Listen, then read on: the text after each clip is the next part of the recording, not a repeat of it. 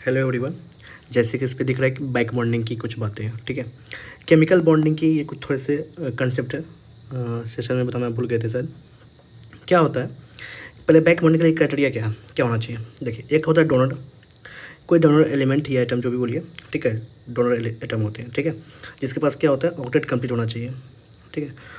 ऐसा मोलिकूल बोलिए, D donor क्या है, यहाँ क्या कोई मोलिकूल है, कोई जो भी बोलिए, एटम है, मोलिकूल जो भी है, इसके पास ऑक्टेट कंप्लीट होते हैं, ठीक है। ऑक्टेट कंप्लीट है, मोलिकूल है ऐसा मोलिकूल जिसके पास ऑक्टेट कंप्लीट है। ऑक्टेट कंप्लीट मतलब या फिर बोल सकते हैं कि जिसके पास इलेक्ट्रॉन डेंसिटी अच्छा खासा है, लोन पेयर प्रेजेंट हो, ठीक है। दिख जाएगा एग्जांपल में कुछ देंगे तो ये होना चाहिए डोनर साइड। और एक्सेप्टर, जो एक्सेप्टर होते हैं इसको एक्सेप्टर बोलते हैं, ठीक है। एक्सेप्टर किसको बोलते हैं, एक्सेप्टर जिसके पास वैकेंट ऑर्बिटल हो, ठीक है, जिसका ऑक्टेट इनकम्प्लीट हो। ऑक्टेट इनकम्प्लीट मतलब लेस देन 8 इलेक्ट्रॉन प्रेजेंट, उसको बोलते हैं ऑक्टेट इनकम्प्लीट, ठीक है, वैकेंट ऑर्बिटल हो। तो ऐसे क्राइटेरिया बनेगा तो क्या करेगा, डोनर मोलिकूल क्या करते हैं, इस जो जिसके पास कमी होते हैं वहाँ पे अपना इलेक्ट्रॉन डोनेट कर देते हैं, बैक बॉन्डिंग बोलते हैं इसको, ठीक है। बैक बॉन्डिंग एप्लीकेशन कहाँ का देखने को मिलता है, पूछ सकते हैं कि कौन प्लेनर मोलिकूल है, कौन नॉन प्लेनर मोलिकूल है, ठीक है। एसिडिक स्ट्रेंथ क्या होंगे, ये सब पूछ सकते हैं, ठीक है। ठीक है, इसको देखते हैं।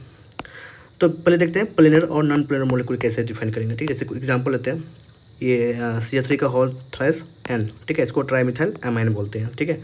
SiH3 का होल थ्राइस N, इसको ट्राइसलाइल एमाइन बोलते हैं। इसमें पता करते हैं, देखते हैं एग्जाम्पल के तौर पे। तो क्या है, नाइट्रोजन के पास लोन पेयर है और तीन मिथाइल ग्रुप से जुड़ा हुआ है, ठीक है। अभी क्या है कि कार्बन के पास जानते हैं कि कार्बन का देखें तो कार्बन 4 किस ग्रुप का है, 4A ग्रुप का है। कितने वैलेंस इलेक्ट्रॉन होते हैं, 4 वैलेंस इलेक्ट्रॉन होते हैं। 4 वैलेंस इलेक्ट्रॉन है जी, 4 वैलेंस इलेक्ट्रॉन है। इससे क्या होगा, ये 4 बॉन्ड बना सकता है और 4 बॉन्ड बनता हुआ दिख रहा है। कार्बन 3 हाइड्रोजन से बन रहा है, 1 नाइट्रोजन से बन रहा है, 4 बॉन्ड। तो सब तो यूज़ हो गए। और चूँकि सेकंड पीरियड का एलिमेंट है तो कोई डी ऑर्बिटल तो है नहीं, नो डी ऑर्बिटल, ठीक है। सेकंड पीरियड का एलिमेंट है तो कोई डी ऑर्बिटल नहीं है, नो डी ऑर्बिटल, ठीक है। तो कोई डी ऑर्बिटल नहीं है, यहाँ पर हम लिख दिए हैं कार्बन के पास कोई डी ऑर्बिटल नहीं है। तो क्या करेगा, अब ये लोन पेयर अपना दे नहीं पाएगा बेचारा इसको। ये ऑक्टेट कंप्लीट तो है, देखिए 3 बॉन्ड बनाया तो 3 बॉन्ड कितना हो गया, 6 इलेक्ट्रॉन 3 बॉन्ड से, और एक लोन पेयर है तो यहाँ से 2 इलेक्ट्रॉन, मतलब 8 इलेक्ट्रॉन है। इसके पास कितने इलेक्ट्रॉन है, 8 इलेक्ट्रॉन तो है, यानी ऑक्टेट कंप्लीट है। ये क्राइटेरिया पर मैच कर रहा है, ठीक है। मतलब इसके पास डोनर साइड तो है इलेक्ट्रॉन डेंसिटी, लेकिन एक्सेप्टर साइड कोई वैकेंट ऑर्बिटल नहीं है, तो यहाँ कोई बैक बॉन्डिंग नो होगा, ठीक है। नो बैक बॉन्डिंग, कोई बैक बॉन्डिंग नहीं होगा, क्या, नो बैक बॉन्डिंग, ठीक है। कोई बैक बॉन्डिंग यहाँ पर नहीं होगा, नो बैक बॉन्डिंग, ठीक है। कोई बैक बॉन्डिंग नहीं होगा यहाँ पे। इसको देखिए क्या कह रहा है, इसमें क्या है कि नाइट्रोजन जुड़ा हुआ है किससे, सिलिकॉन SiH3 से, ठीक है। अब सिलिकॉन किस ग्रुप का है, थर्ड पीरियड का है और 4A ग्रुप का है। 4 वैलेंस इलेक्ट्रॉन होते हैं, 4 बॉन्ड बना रहा है। लेकिन थर्ड पीरियड का एलिमेंट होने की वजह से क्या होता है, ये देखिए इसके पास वैकेंट डी ऑर्बिटल हो जी, वैकेंट डी ऑर्बिटल है। इससे क्या होगा, जो ये नाइट्रोजन दिख रहा है जैसे कि सेम टू सेम यहाँ था नाइट्रोजन, 8 इलेक्ट्रॉन है, ऑक्टेट कंप्लीट है, इसके पास बैक एंड ऑर्बिटल है और ये इसके पास इलेक्ट्रॉन डेंसिटी है, लोन पेयर है। तो क्या करेगा, डोनेट कर देगा, कुछ इलेक्ट्रॉन को डोनेट कर देगा, सब जगह से डोनेट करते हुए दिख रहा है। इससे क्या होगा, डोनेट कर दिया मतलब बैक बॉन्डिंग शुरू हो जाएगा। बैक बॉन्डिंग शुरू होने से क्या लग रहा है, नहीं लग रहा है कि सिंगल बॉन्ड में एक डबल बॉन्ड का कैरेक्टर आ रहा है।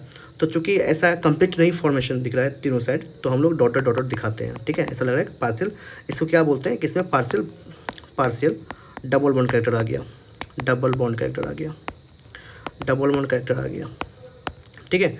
तो डबल बॉन्ड कैरेक्टर से क्या हो गया, ऐसा लग रहा है कि sp2 हाइब्रिडेशन बनते हुए दिख रहा है। ऐसा लग रहा है कि 3 सिंगल 3 पाई बॉन्ड बनते हुए दिख रहा है। तो मतलब sp2 हाइब्रिडेशन इसको बोलते हैं, ठीक है। और कैसा हो जाएगा, ये प्लेनर हो जाएगा, क्योंकि पता है ट्राइगोनल प्लेनर हो जाएगा इसका ज्योमेट्री। और ये आपका sp3 हाइब्रिडेशन है तो क्या होगा, टेट्राहेड्रल हो जाएगा, तो यानी कि ये नॉन प्लेनर, ठीक है। ये मोलिक्यूल कैसा है, ये नॉन प्लेनर है, ये नॉन प्लेनर है। ये मोलिक्यूल कैसा है, ये नॉन प्लेनर है, साफ साफ दिख रहा है, ठीक है। ये मोलिक्यूल नॉन प्लेनर हो गया। तो इसमें बैक बॉन्डिंग दिखा, हाँ, तो इसमें बैक बॉन्डिंग दिखा, ठीक है। उसमें बैक बॉन्डिंग नहीं दिखा।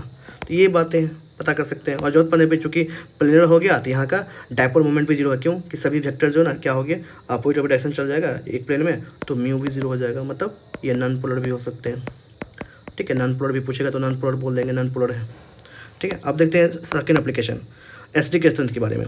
इसमें क्या है, देखिए एसिडिक एसिड में पूछेगा, जनरली लेविस एसिड कैरेक्टर पूछेगा, लेविस एसिड कैरेक्टर पूछेगा, तो ये इन्वर्सली होता है बैक बॉन्डिंग का। पहले लेविस एसिड बोलते हैं किसको है, उसको बोलते हैं जो किसी से, लेविस एसिड बोलते हैं जो किसी से इलेक्ट्रॉन ले, बाहरी से, बाहरी दुनिया से, ठीक है। अपने घर से नहीं, किसी बाहरी पड़ोसी से मान लीजिए कोई इलेक्ट्रॉन ले रहा है, ठीक है। जैसे मोलिक्यूल देते हैं कुछ BF3 BCl3 BBr3 BI3, ठीक है।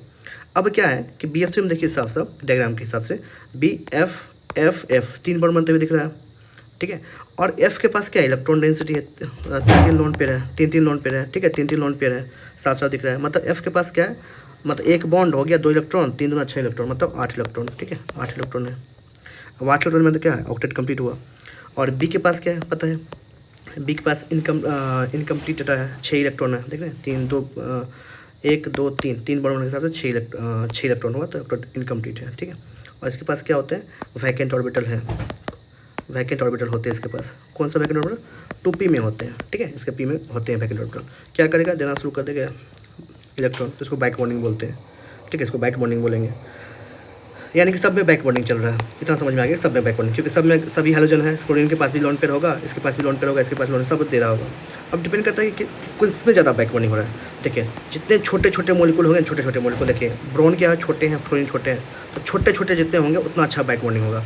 यहाँ थोड़ा सीएल का साइज थोड़ा बड़ा हो गया, बीआर का साइज थोड़ा बड़ा हो गया, आई का साइज थोड़ा बड़ा हो गया, तो बैक बॉन्डिंग उतने अच्छे पावरफुल नहीं होंगे, उतने इफेक्टिव बैक बॉन्डिंग नहीं होंगे, ठीक है।